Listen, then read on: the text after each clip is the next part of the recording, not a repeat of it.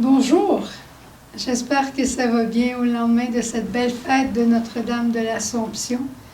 Imagine-toi qu'on a même eu la messe en plein air à notre halte mariale. C'était de toute beauté. Aujourd'hui, on est devant un passage de l'Écriture qui n'est pas nécessairement si facile que ça à comprendre, mais qui, avec les yeux de la foi, se comprend très bien. J'aurais presque envie de chanter « Je crois en toi, j'espère en toi et je t'aime ». C'était le chant de la Cananéenne, une femme païenne, non d'Israël, qui vient implorer Jésus. Elle vient lui parler de sa petite fille qui est possédée du démon, dit-elle, et elle pousse des cris « Aie pitié de moi, Seigneur, fils de David.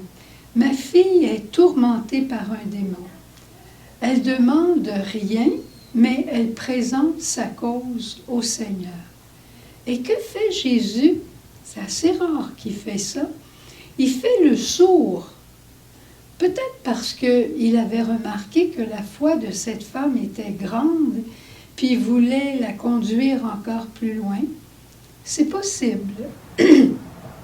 Mais elle continue de supplier. Elle continue tellement que les apôtres sont tannés d'elle.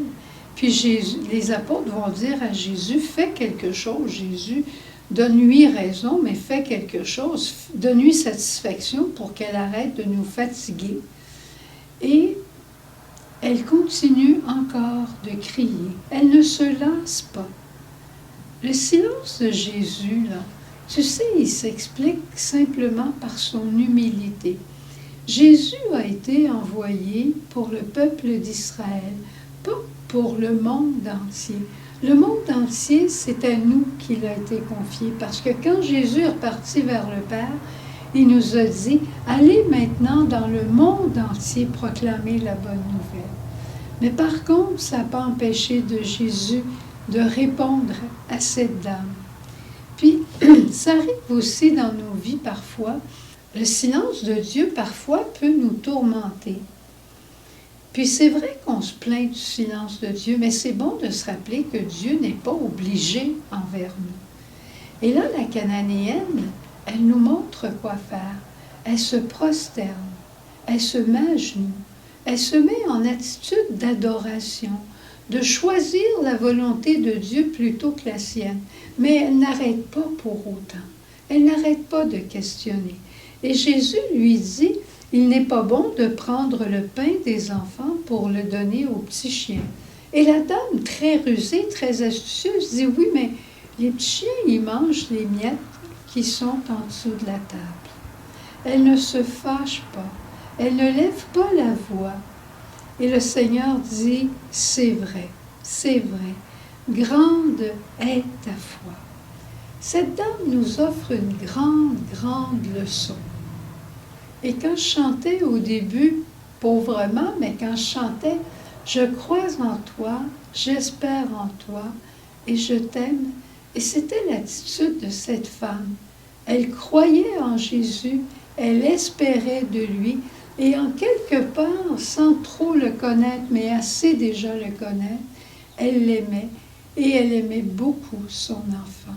Et l'humilité ne lui faisait pas peur. Alors, contemplons encore en refaisant la lecture de cette parole, et n'ayons pas peur, nous aussi, de nous prosterner, de choisir la volonté de Dieu en tout temps, et surtout, ne pas nous impatienter devant Dieu ou nous fâcher en lui disant « si tu ne veux pas m'exaucer, garde ta grâce ». Ça, je l'ai entendu souvent.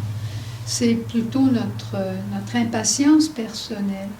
Mais rappelons-nous que Dieu aime nous voir grandir dans la foi et parfois il se sert des événements pour qu'on puisse y arriver.